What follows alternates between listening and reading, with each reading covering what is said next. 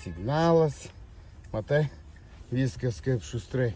Pavarų dėžė su rankinėlė. Hop į priekį, hop einasi atgal, hop į priekį, važiuosime priekį ir daugiau nieko nereikia. Kas statom parkingą, tuoj parodysiu, kaip blokuojasi pneumatinė pakaba. Spaudžiam apačioje automobiliuką, technikprinė priežiūra, šitą numetam į apačią, einam į viršų ir dar dankrato režimas. Spaudžiam dankroto režimą.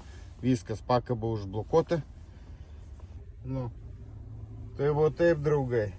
Niekada nevarykit atkinų. Va kokybė. Žiūrėk vidus. Matai, girdėjai garsą.